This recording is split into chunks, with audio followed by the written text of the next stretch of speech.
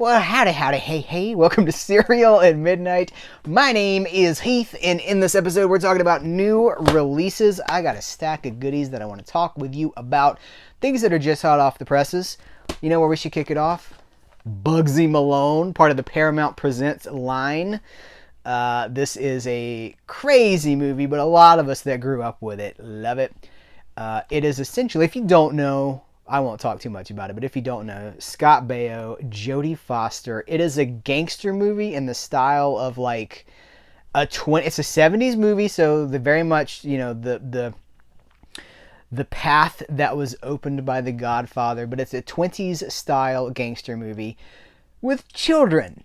And instead of guns, there's like pie fights and whipped cream, and no one dies, but they people like get gunned down with like whipped cream and stuff. They're like, oh, and then they're essentially dead, but it's all pretend, it's all fun. It's got songs in it. Lil Jodie Foster gets to do, her name is Tallulah, she gets to do this great little torch number. Jodie Foster was having a good year in 1976. She had done Taxi Driver and Freaky Friday and Bugsy Malone all in the same year. Now, this is a movie that has been on Blu-ray for a while, thanks to the region-free edition. I think it's out of the UK, but this now comes from Paramount Presents. It's been given a whole new scan. If you know the Paramount Presents line, they really focus on, I mean, it's for the movie, it's for the collector fan. It's Paramount getting into that collector market. And they've got some cool extras on here too. Special features, new, Give a Little Love. Paul Williams on Paul Williams was having a great 1976 too. He's got a song in The Boy in the Plastic Bubble. He's got Smokey and the Bandit was 76 too, right? He's in that. He's got a song. Didn't Paul Williams have something to do? You know what? I wrote a series, fthismovie.net, my brothers and sisters. I've written like 250 columns for fthismovie.net, and I did an entire year on 1976. 50 weeks on 1976, reviewing the movies. If you go to fthismovie.net, just type in back to 1976, there they are, and I talked about all these movies in depth, full reviews for 50 straight weeks. What a trip that was, and Paul Williams was like the unsung hero because he just kept coming up over and over again. Anyway, this also has new filmmaker focus, executive producer David Putnam on Bugsy Malone, and the trailer in HD. So I got it I pre-ordered it on Amazon when it was first announced, and it went down to $13.99. Hard to argue with that. So what I'm going to do is, as always, I'll put links to where you can buy these in the description of this video. So you scroll under me, and if you like what I talk about and are interested in picking it up, if you click through those links, you're supporting Cereal at Midnight, which is important because I like to say we are viewer supported. Ain't no sponsors, there's no ad revenue for a YouTuber is like boop. I mean, it's like lifesaver money, not like, oh, that money's a lifesaver. I mean, like, maybe I'll go buy some Tic Tacs with that. I mean, you know, all your support is appreciated. That's what I'm trying to say. From Vestron Video, Sundown, The Vampire in Retreat. This movie is, it's crazy. It's directed by, let me make sure I got my facts straight here. It's directed by Anthony Hickox, who is the guy behind Waxwork 2, and the second Warlock movie. Now, go back in time to Cereal at Midnight history. We talked to Matt Patterson, who was formerly of Warner Archive. Had a whole interview. Matt Patterson just goes where he wants to go. He talks about what he wants to talk about. He went on a journey with us, taking us. He was in the second Warlock movie. He talked about his on-set experience, his experience with the director. You know what? If you go find that in the, I'll link to that in the description of this video as well. But our interview with Matt Patterson, formerly of Warner Archive, and the stories from behind the scenes of Warlock. Was it Warlock the Armageddon? That's the name of it, right? So same director. It's 1989, and it is it's 1990. I'm sorry, it's 1990. I think it was copyrighted in 1989. It's got David Carradine in it. It's got Bruce Campbell in it. It's got Maxwell Caulfield. Happy Rex Manning Day, by the way, because it's Rex Manning. Jim Metzler and John Ireland. Wow, John Ireland. Premise of this movie is that the vampire has learned to adapt, and so they've moved to this town in the West with this very powerful sunscreen and the intention to never have to kill again. They want to live among us, but it's interesting. I don't love this movie. I'm sorry. I know some of you guys may. I don't love this movie. It's not from my period. You get into the 90s, I'm kind of moving out. You know, I'm moving away from that stuff. I'm like a 60s, 70s, 80s guy. But Bruce Campbell does great work here. David Carradine is always fun to watch. What time? This is gonna be around the same time frame as the rebooted Kung Fu. Was it The Legend Continues? What was the name of that show that he was on? And it was his son, Carradine, and his son, the Carradine Dynasty. Anyway, this thing is loaded. For those of you that do love this movie, it is loaded. It's got an audio commentary with director Anthony Hickox and the director of photography. We don't talk, and I'm trying to do more about this, but we don't talk enough about cinematographers. Super important to a movie. The director, you know, the cinematographer should get a lot of the credit for how a movie looks. Director is one thing, but a good cinematographer is unbeatable. We're gonna do better about that. Isolated score selections and audio interviews. Weird Wild West, an interview with director Anthony Hickox.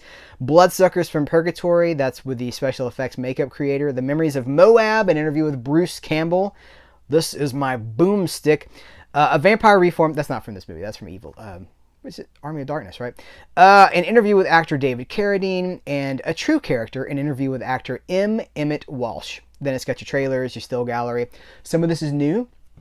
Some of this is carried over from a previous edition. But if you don't have Sundown, The Vampire in Retreat, this is the one you want to get because this has like everything on it and it's been remastered. You know, looks good. So as of the recording of this video, this is like $10.99. Like so Vestron, you know, for a while they were like $30 when they would come out, and then they went away for like 2 years. And since they've come back, you know, Lionsgate owns the Vestron brand. Since Lionsgate has brought it back, they're like $12.99. I think they retail for $17.99. So they're like $10-12 all day. Some of them have even gone down. I think Little Monsters, which is that crazy, you know, I have my DVD of Little Monsters over here in my get rid of stack. It's like $7.50 or something like that. I'm like, are you kidding me? Are you kidding me? So Sundown, The Vampire in Retreat. There we go. From MVD. This is an installment from the MVD Rewind Collection that I did not have when we talked about we just did an MVD Rewind Collection mega update with 6 new titles, but I didn't have this one on hand, and now I do. So the good news is The House on Sorority Row is back in print. It had gone out of print. I have a previous edition of it that has gone out of print. Back in print. I love what MVD is doing to keep these things available, keep them watchable. That's fantastic stuff. And because it's MVD, you know, they're really going to bring the quality. So it's got a ton of stuff here. Most of the special features from the previous edition have been carried over. I think it's the previous one had like a Katarina's viewing mode. That's not here as far as I know. It's not listed here. And the other one had a 5.1 soundtrack. I think this is 2.0 and an alternate version with mono sequence in it. But the high definition transfer, the audio I just told you guys about. Subtitles, audio commentary with director Mark Roseman. I think it's Roseman. Audio commentary with director Mark Roseman and the stars Eileen Davidson and Catherine McNeil. So that's 2 audio commentaries. Both of those are from the previous edition. Both have been carried over. Interviews with the cast and crew also carried over, including director Mark Roseman, stars Harley Jane Kozak, Eileen Davidson, and Catherine McNeil. The composer Richard Band. Talking about a dynasty right there. The band Charles and Albert and Richard. And producer Ego Cantor. The original pre-credit sequence, alternate ending storyboards, TV spots, theatrical trailer, reversible artwork, and collectible mini sleeve. Behold, reversible artwork. And then you're going to want to see I just love that these are always included in the Rewind collection. So if you love the house on Sorority Row, you have a little poster you can put wherever you want to. What do you guys do with these posters? Because I know there's a lot of you guys buying these. What do you do with the posters? Do you put them up anywhere, or do you just leave them in as an appreciation, as an artifact? Anyway, this is number 29 in the MVD Rewind series. Continually impressive. I love the Rewind collection. It just looks cool. Let's see if there are any Easter eggs on the cover that Eric Wilkinson might have put here. Warning, this video cassette will melt if left in the car or the sun. Please rewind tape. Horror. I don't see any super deep Easter eggs that are on some of these, but I also love the alternate, the two pieces of art. Two are better than one. From Severin, we haven't talked about this. Overboard.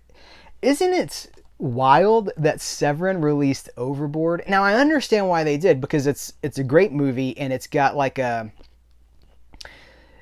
real fun quality, and it's got a lot of cult appeal because, well, first and foremost, because of Kurt Russell. But I think that there's a lot of us who really love Goldie Hawn too, right? And this is a movie that was like, recently we talked about Bird on a Wire, which is Goldie Hawn and Mel Gibson. Well, this is like the real life power couple, and Bird on a Wire was like always on cable. Overboard is another one of those movies from the 80s that was just like unavoidable. You just saw it over and over, and when you see something over and over, it engenders affection, it engenders love. I will say this, and this is a weird note, but this slipcase is so tight that I can barely get the movie out. Like, it is work to get this out. But what a weird complaint. This is not even a complaint. It's just a note. Like, it's really in here. This is a new scan. If you're wondering, I do have the old release. This is my to get rid of stack over here. I do have the old release. This is, I don't think it has any special features on it. So we have a new 2K restoration here. And we also have a new special feature interview with a screenwriter, Leslie Dixon. It's cool. I like getting interviews. I like finding out how the movies were made, how they were, how they came to be. It also has the theatrical trailer on it as well. So Severin licensing from MGM. It's amazing. Like, what's next? Severin continues to surprise. They're just like, I don't know. They just continue to surprise me. Also from Severin, I've got to be careful with this because, okay, if you're easily offended, look away for a few seconds. Cannibal Man. It looks like it hurts, right? I can show you that. I can show you the back of the box. I don't think I can show you... Okay, again, if you're easily offended, look away. But boom, there's the inside artwork. And I definitely can't show you the back because YouTube would be like, excuse me? The pearl clutching that would happen behind the scenes at YouTube, at Google headquarters would be like, what? He showed it on YouTube? Shut it down. Shut it down. So Cannibal Man is it's a Spanish movie, right? See, I haven't watched it yet because it just came recently. So I gotta be super careful about this. But it's a 1972 movie. It's in English and in Spanish. So you have your audio choice. It's just off camera. Oh, if you could see what I see. Oh, and those of you who bought this, you're like, yeah. Oh, I just knocked over my stack here. Hold on. Okay. I hope I didn't show anything when I reached back there. Working in a canning plant adjacent to the slaughterhouse, Marcos wades daily through rivers of blood down seemingly endless rows of dissected corpses to pick up the meat his plant processes. You know what? We're going to leave it there. I can already feel the YouTube censors being like, no, stop it. So this movie is now available from Severin Films. I will leave it to you to do your further research if you're interested, but I told you that it was here. I told you that it was out. Cannibal Man. Okay, this, I don't even know. This comes from MVD, but it's Lightyear Entertainment. Or it's just Lightyear. I don't know if it's It is Lightyear Entertainment. It is, what is it, a Black Magic Live stripped. So I don't know about this, but apparently Black Magic Live is a African American strip show, a male strip show in Las Vegas. And this is a documentary that goes behind the scenes, and it sounds like it just sounds like reality TV, like a trip behind the scenes of Las Vegas's only black male review show and the often complicated lives of its male strippers. This film explores the challenges of the Black Magic Live show and its core group of dancers and what they've experienced during 4 years on the Strip while trying to establish a presence in Sin City. The all-black show and its dancers are met with racial prejudices, fierce competition, and a series of emotional pitfalls as they struggle in the city. So, I mean, I'm like, wow, okay. It's got a commentary by Eureka Prats, who is the boss. I guess perhaps this is Eureka Prats. Who's seen this? I don't know anything about it. I'm telling you guys, it just showed up for me to talk to you guys about. They're ready to bare their souls and a little bit more. Okay, well, I know enough about you guys to know that some of you guys are going to be like, well, that's not for me. And some of you guys are going to be like, more? Do tell more. So if you guys check it out, let me know what you think about it. This is more my speed, I think. This is very interesting to me. This is the Dolly Parton. What is this called? It's Dolly, the Ultimate Collection. So this is from Time Life. You know I love variety shows. You know I love music. You know I love the way that Time Life curates these things. This is amazing. This is a collection of 11 episodes of Dolly Parton's variety show that aired in the 1980s. And I'm going to tell you who's on these shows in just a minute. An unforgettable 2009 Live from London concert, a special Christmas disc featuring a down-home country Christmas with Mac Davis and Burl Ives, and Bob Hope's Jolly Christmas Show. Hey everybody, it's Bob Hope. Yeah. A behind-the-scenes look at Dolly's recording sessions with guest stars Macy Gray, Elle King, Alison Krauss, Miranda Lambert, Linda Perry, Mavis Staples, and more for Dolly and Friends, the making of a soundtrack, Dumplin'. The 2019 BBC documentary Dolly Parton, Here I Am, and an exclusive interview with Mac Davis. Now, look at Dolly Parton. This is what's weird for me. So I don't remember this variety show, but I do like Dolly Parton. I prefer her 70s work, but the 80s stuff was cool too. And I got to tell you guys, I've always thought of Dolly Parton as being like an older stateswoman of country music, but in this variety show, here's a picture of her with Burt Reynolds, of course. No last name is necessary, but here's a picture from the variety show. She is younger in this variety show than I am now. Dolly Parton is younger than me. It was hard for me to wrap my head around that. But I've only watched the first episode, but I want to go through some of this with you guys. The first episode, guess who's in it? So it's Dudley Moore, Hulk Hogan. Oh yeah, brother. Oprah Winfrey, who sings. Did anyone know? We knew Oprah loved bread, but did we know that she sings? I didn't know this, but she sings. And Pee Wee Herman. She goes to the set of Pee Wee's Playhouse. She goes on Pee Wee's Playhouse. It's amazing, because I have the complete Pee Wee's Playhouse set, and I don't think I have the Blu-ray set. I don't have his actual like filming set. Where would I put it? I have the Blu-ray set. I don't remember the Dolly Parton crossover there, but maybe I'm just forgetting it. Other guest stars: Emmylou Harris, Linda Ronstadt, Bruce Willis. This comes from the period when Bruce Willis was a singer. Does anybody remember that? When he'd be like, "Under the boardwalk." Yeah, it was Bruno. He was Bruno. Delta Burke, Kermit the Frog here. Oak Ridge Boys, Alice Beasley, Willie Nelson. That was not. How did that? Willie Nelson. Okay, never mind. It's got Willie Nelson in it though. Louis Nye, the Smothers Brothers. You talk about variety show tradition. The Smothers Brothers are a variety show legend. So controversial they got canceled because they were so controversial in the 60s. Alabama, the band Alabama. Song of the South, sweet potato pie and a shit in my mouth. Whoopi Goldberg, Burt Reynolds,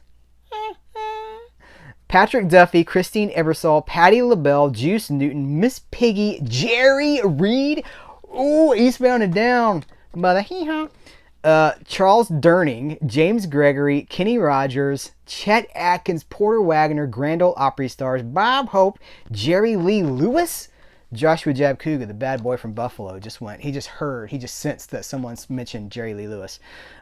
Miss Piggy, that's the writer of Bubba Hotep and the Cosmic Bloodsuckers.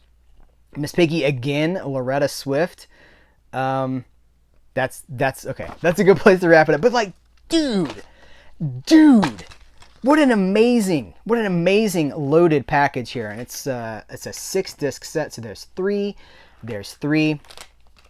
This is going to take me a while to get through, but you know that I love stuff like this. So this is now available. Again, purchase links in the description of this video.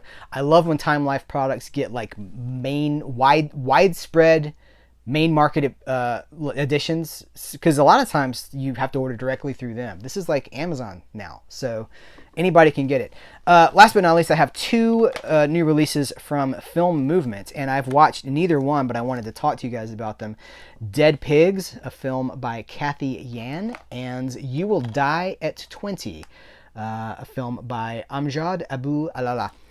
And they both, Film Movement puts out like cinema, like art cinema, like good stuff. If you saw my quick pick review for The Real Thing, it's powerful stuff. I mean, they put out a lot of really great movies, so we're kind of in debt to, at least somebody's doing it, right? At least somebody's still putting out world cinema. Based on remarkable true events, Dead Pigs, the critically acclaimed debut feature from Kathy Yan, is bitingly humorous social satire about the trials and tribulations connecting a disparate group of characters in the midst of a baffling nationwide mystery. Shifting between Shanghai and the neighboring provincial town of Jiangxing, I hope I'm saying that right. The film centers on the intersection stories of an unlucky pig farmer, a feisty homeowner defending her property, a love-struck busboy, a disenchanted rich girl, and an American expat pursuing the Chinese dream, whose fates converge and collide as thousands of dead pigs are found floating down the Huangpu River. Sounds interesting, right? And then You Will Die at 20. During her son's naming ceremony, a sheik predicts that Sakina's child will die at the age of 20. Haunted by the prophecy, Sakina becomes overly protective of Muzammil, who is ever mindful of his fate. As Muzammil escapes Sakina's ever-watchful eye, he encounters friends, ideas, and challenges that make him question his destiny. Sudan's first ever Oscar submission, You Will Die at 20 is an auspicious and visually sumptuous coming of death fable that presents a moving meditation on what it means to live in the present. This has 2 bonus short films on it, and this has a bonus short as well. Very cool stuff. Both of these are available from Film Movement. Guys, that's our stack of new releases. What do you think? What's your priority? What do we start with? Well, I started with Dolly Parton, but what's next? What do I go with next? Let me know what you think about it. Again, if you want to support Cereal at Midnight, the link's in the description of this video. Hey, check out our Patreon campaign too. Tons and tons of stuff. Over 100 exclusive videos, live streams, secret Facebook groups. Oh man, all kinds of stuff going on with our Patreon support. And we could not do this without them, so it means a lot. Guys, thank you so much. I appreciate you watching. Take care. Until next time, I will catch you later. I just realized I have my Top Gun shirt on.